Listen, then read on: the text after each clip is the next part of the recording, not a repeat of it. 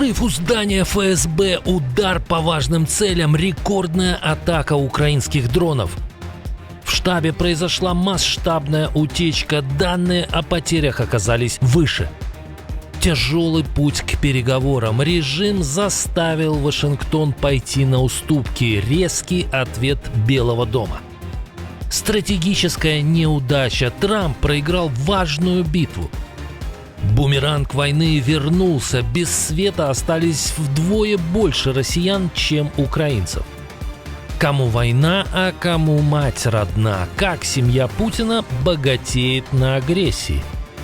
Начало войны в океане, союзник Кремля готовится к нападению, и все это под носом у США. Об этих и других событиях к вечеру среды 25 марта. Главные новости без пауз и лишних слов. В эфире Нехта. Украина, Россия, Беларусь и мир.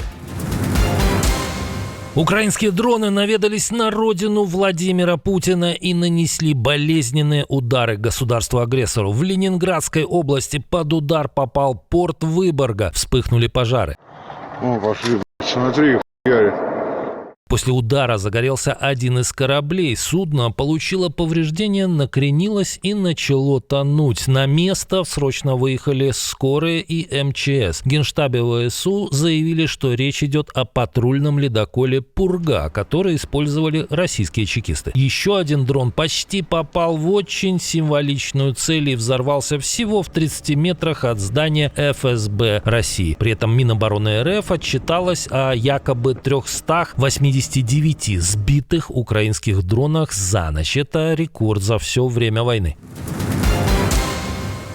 Цена войны растет. 290 американских военнослужащих получили ранения в операции США и Израиля против Ирана. Об этом сообщает так нелюбимый Трампом CNN со ссылкой на источники в Центральном командовании США. Это почти на 100 больше недавних оценок. По данным канала, большинство раненых бойцов уже вернулись в строй, 255 человек. Но минимум 10 получили тяжелые ранения. Ранее также сообщалось о погибших. Речь шла о 13 военных.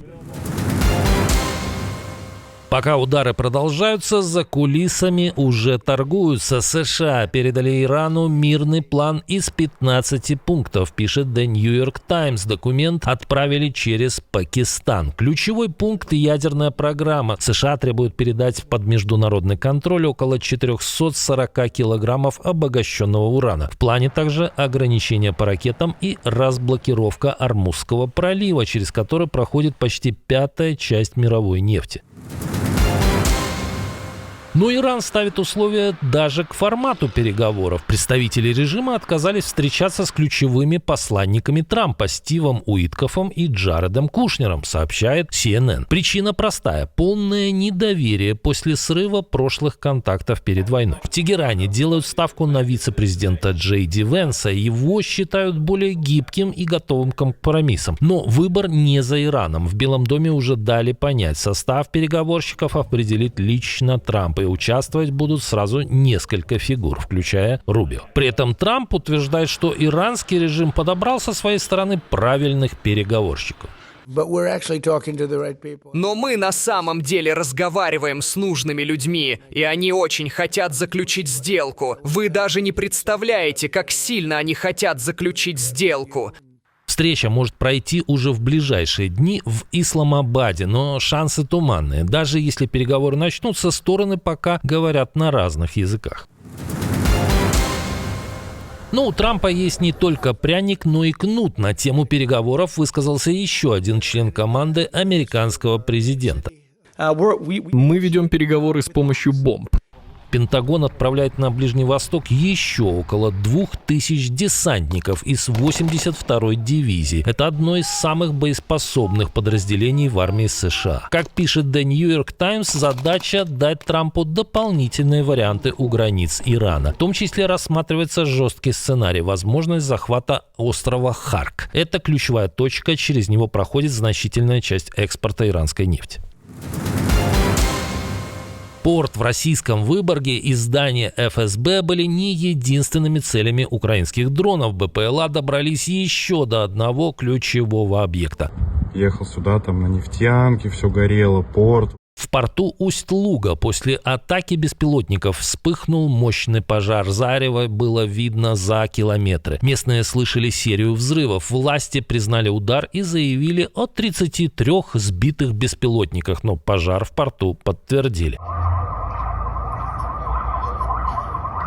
Под удар, по данным Асинт-аналитиков, мог попасть завод «Новатэк» Усть-Луга. Это ключевой объект, здесь перерабатывают газовый конденсат и отправляют топливо на экспорт. Очевидцы пишут, что загорелось сразу несколько емкостей. Это уже не единичный случай. В соседнем порту Приморск пожар на нефтебазе не могут потушить ни первые сутки. Дым видно даже со спутников. Усть-Луга – второй по величине порт России. И удары по таким точкам бьют прямо по экономике и экспорту страны-агрессора.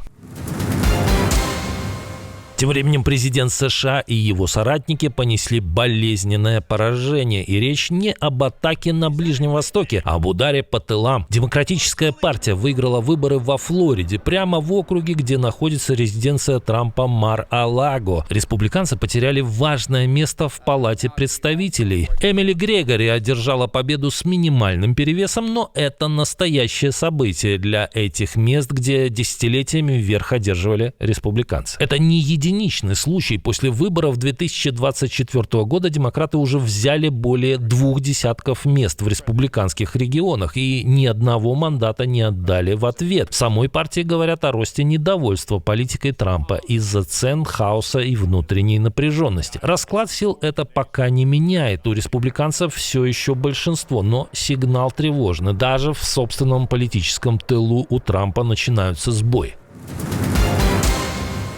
Российские дроны снова ударили по украинской энергетике. В этот раз в Чернигове. Без света остались около 150 тысяч человек. Остановился электротранспорт. Похожая ситуация в Киевской области. Тут после российской атаки без электричества остались более 20 тысяч жителей Славутича. Всего в минувшую ночь Россия запустила почти 150 дронов. В предыдущие сутки агрессоры выпустили по Украине почти 1000 беспилотников и ракет. Вражеским БПЛА удалось преодолеть ПВО и долететь до западных областей страны, ударив по Ивано-Франковску и Львову. В последнем были ранены 27 человек. В среду днем агрессор продолжил атаки. Дроны били прямо по жилой застройке Харькова. Есть сообщения о нескольких пострадавших.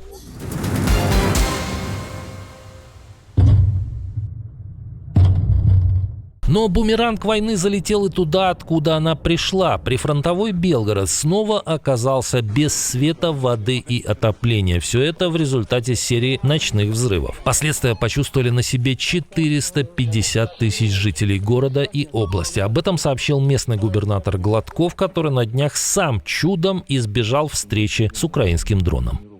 Зайди, закрой дверь,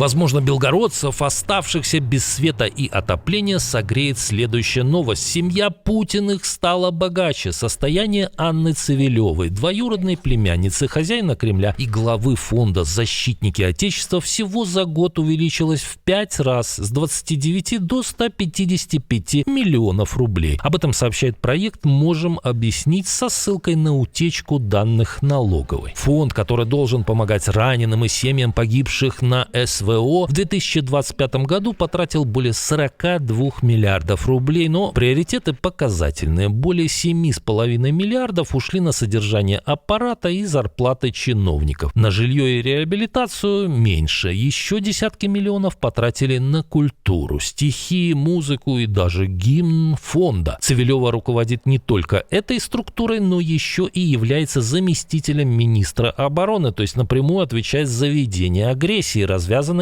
ее дядей. Может, обогащение семейки Путина и было той самой целью СВО? Как думаете? Война на Ближнем Востоке продолжается, а ее ударная волна бьет по странам, находящимся далеко от региона. Филиппины стали первой страной в мире, которая ввела чрезвычайное положение в энергетике. Причина – резкий скачок цен на топливо после фактического закрытия Ормузского пролива. Страна оказалась заложницей, ведь около 98% сырья Филиппины получают из Персидского залива. После начала войны цены на бензин и дизель там выросли более чем вдвое. Теперь власти получили право контролировать распределение топлива, еды и лекарств, а также напрямую закупать ресурсы. Пока внимание всего мира занято конфликтами на Ближнем Востоке и в Украине, Пекин готовится к войне. По данным Reuters, десятки китайских исследовательских судов внимательно изучают дно океана. Как пишет агентство, китайские товарищи уже создают подробную подводную карту на случай возможной войны с США. Под прикрытием научных экспедиций данные собирают для будущих подводных операций, движения субмарин, размещения оборудования и боевых действий. Особое внимание Южно-Китайскому морю, а также Тихому и Индийскому океанам. Формально Пекин говорит об исследованиях климата и ресурсов, но эксперты прямо указывают, это подготовка к возможному конфликту. Идет тихая гонка не в небе, а глубоко под водой. Кто втайне уговаривает Трампа добить режим Аятолл? Откуда выбили оккупантов? Кто стоит за критикой Путина в ранее лояльных СМИ? Кто из европейских политиков признался в регулярных контактах с Москвой? Разведка и армия какого государства начали обвинять друг друга в неудаче? И сколько непредсказуемых цирконов взорвались, не взлетев? Об этом мы рассказывали в прошлом выпуске. Посмотрите, если еще не видели. Увидимся уже утром.